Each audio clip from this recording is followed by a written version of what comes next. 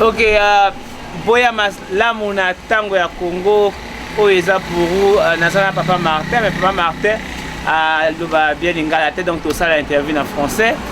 Et Papa Martin, ma question sera qu'est-ce que vous penserez de l'idée qui dit que nous devons remplacer la langue française avec le Kituba ou le Lingala comme langue principale de communication pour sortir notre pays de l'influence coloniale de la France et acquérir l'indépendance mentale? Quelle est votre opinion?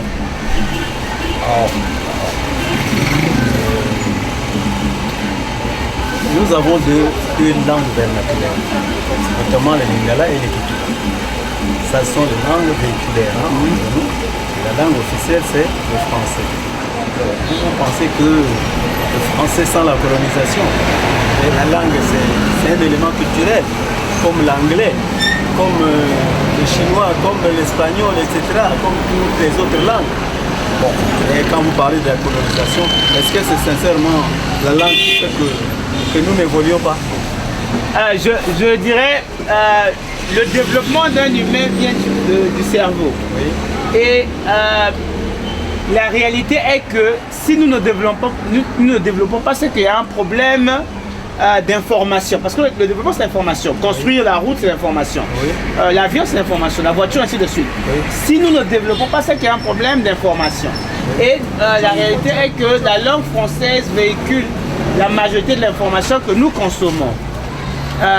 Et nous savons aussi que le fait que la langue française soit présente au Congo, les médias français et l'information française est dominante sur notre secteur d'information.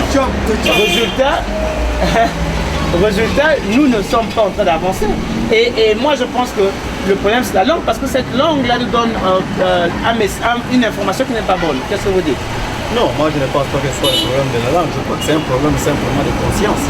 Parce que c'est vrai, la langue, ceux qui la maîtrisent, est-ce qu'ils font bien le travail? Ce n'est pas parce qu'ils ne maîtrisent pas la langue qu'ils ne font pas bien le travail qu'ils sont en train de faire. C'est pourquoi je dis que je ne pense pas que la langue soit un handicap. Oui, dans une certaine mesure, pour ceux qui ne la maîtrisent pas, par exemple, mais pour ceux qui maîtrisent la langue française, par exemple, qui ne travaillent pas comme il se doit. Parce qu'en ce moment, on peut dire que la langue est un handicap. Est-ce que vous vous rendez compte que généralement les Africains ou les Congolais ont une croyance qui dit que les Blancs sont supérieurs et que les Noirs sont inférieurs? Est-ce que vous oui, rendez compte de cela? Ça s'explique dans la mesure où, bon, sur le plan technique, sur le plan, comment dirais-je, même culturel, ils sont peut-être en avance, ils ont développé, ils se sont développés par l'effort. Mais c'est ce que je crois que nous, il y en a qui ne veulent pas se mettre là-dedans. C'est-à-dire qu'eux, ils pensent que l'effort est secondaire, alors c'est justement l'effort qui fait développer. Est-ce que vous pensez que développer, c'est laisser ce qui est à vous mourir?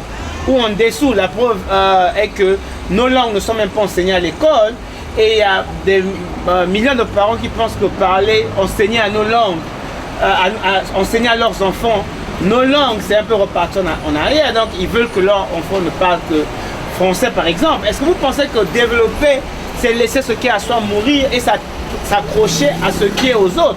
Et résultat, nous sommes en 2016, pendant que les autres veulent construire des villes dans d'autres planètes, nous on n'arrive même pas à produire le minimum que nous avons besoin tous les jours. Mais nous-mêmes, est-ce que notre propre groupe, quand nous ne développons pas nos langues, je crois qu'on devrait effectivement faire de sorte que nos langues soient enseignées. Elles ne sont pas bien développées là, si bien qu'on est toujours obligé de s'accrocher au français. Et là, parce que si nous enseignons nos langues à nous-mêmes, la conséquence est qu'on doit aussi les enseigner aux autres. Parce que pour se comprendre, il faut que nos langues soient aussi apprises par les autres. Mais dès lors qu'elles ne sont pas développées par nous-mêmes, comment voulez-vous qu'on les enseigne aux autres? Ok, ça c'est une importance que vous avez dit. Est-ce que l'italien, la langue italienne, qui est généralement parlée en Italie, est enseignée aux autres? Parce que comme vous regardez en Europe par exemple, chaque pays parle sa propre langue. Le portugais, la langue principale du Portugal, c'est le portugais. La langue principale de l'Espagne, c'est l'espagnol. La langue principale de communication en Angleterre, c'est l'anglais. Ou dans le Royaume-Uni, je dirais. La langue principale de communication en Russie, c'est le russe. Comment est-ce qu'ils enseignent ces langues-là à tout le monde? Ou ces langues-là sont généralement parlées que chez eux? Parce qu'en Europe, chaque pays parle sa langue. Comment est-ce que l'Europe fait pour communiquer entre eux? Merci. Okay. Peut-être, mais moi, je sais qu'en ce moment, il y a des jeunes Congolais qui apprennent le chinois. Il y en a qui apprennent l'espagnol. Il y en a qui apprennent le russe.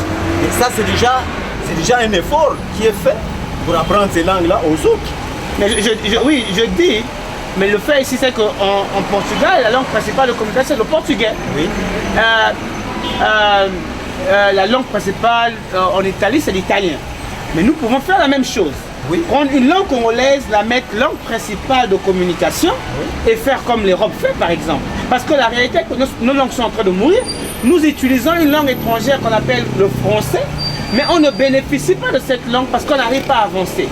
Est-ce que c'est nécessaire de maintenir une langue étrangère au-dessus de nos propres langues quand on n'avance pas avec cette langue et on est nulle part? En fait, on essaie maintenant de devenir comme les propriétaires de cette langue au lieu de développer ce que nous sommes. Qu'est-ce que vous dites? Non, je n'ai pas dit que nos langues doivent mourir. Justement, c'est à nous de faire cet effort-là, de les vulgariser, de les apprendre d'abord à notre propre sein et puis au fur et à mesure chez les autres, comme cela se passe en français, en chinois, en portugais, etc. C'est ça. Mais donc, je n'ai pas dit que c'est mauvais de développer nos propres langues. Mais nous devons le faire, justement. Et pour l'instant, je crois que la langue française reste l'intermédiaire pour nous comprendre, pour nous faire comprendre et pour comprendre. Donc, vous supporterez l'idée de, en quelques années, de partir du français en nos propres langues. Ça veut dire que le Kituba ou le Lingala peut remplacer la langue française au Congo comme langue principale de communication parce que l'objectif de prendre une langue étrangère, oui, et la mettre au-dessus, c'est pour peut-être bénéficier de quelque chose.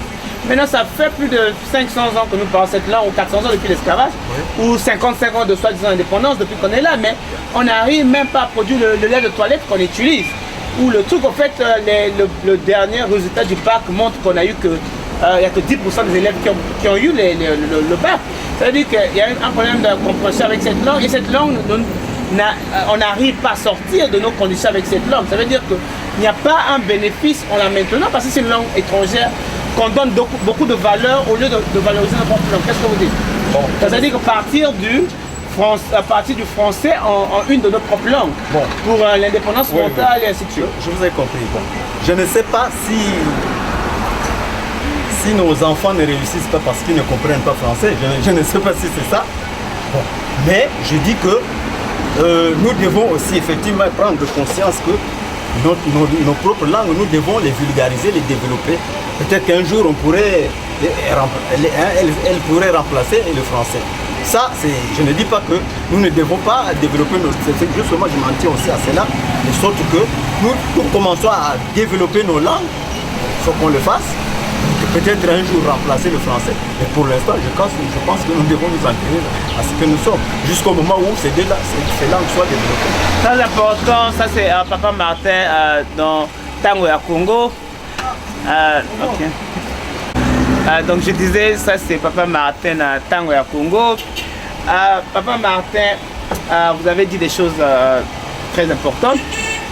Est-ce que vous serez d'accord avec moi que le pays qu'on appelle la France, je dirais le régime français, a une même mise sur notre pays, le Congo, ou a une dominance coloniale, dans le sens où le système qui existe au Congo est totalement français. Ça veut dire qu'il est bâti sur la langue, l'identité, la culture française.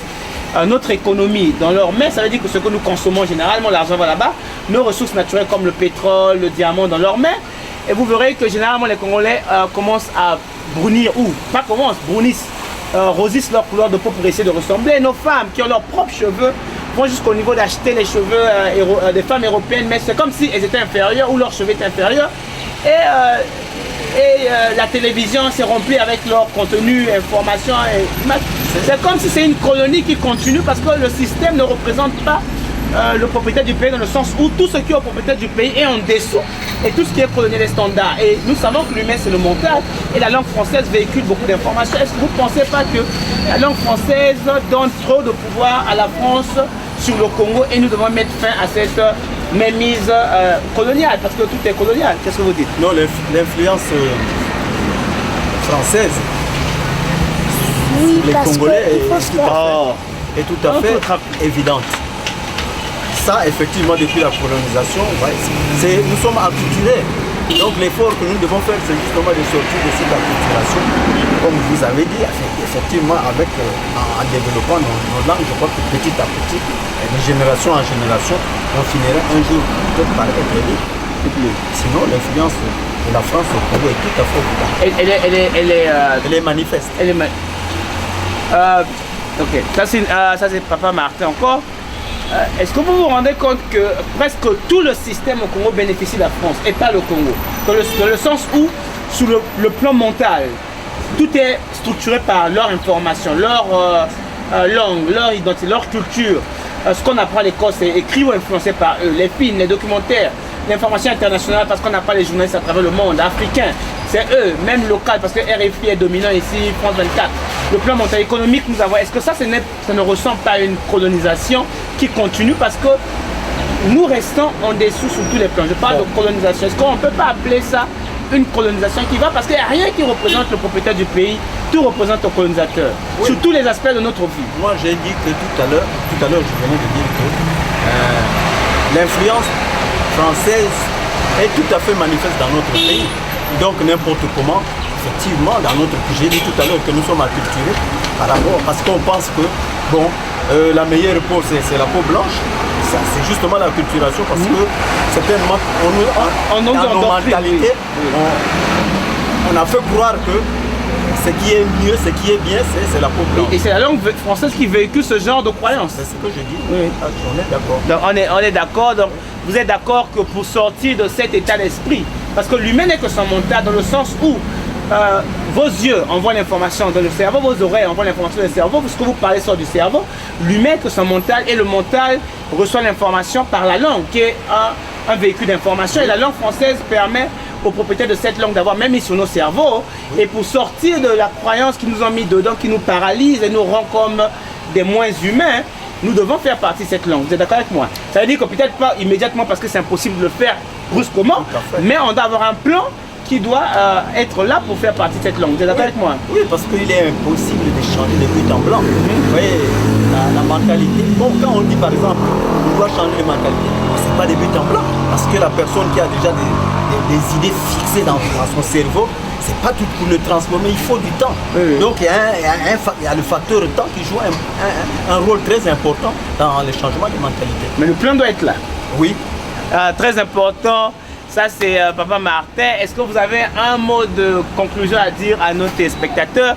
Je voudrais vous rappeler que moi, c'est Pourou et c'est Tango à Congo. Je suis avec Papa Martin.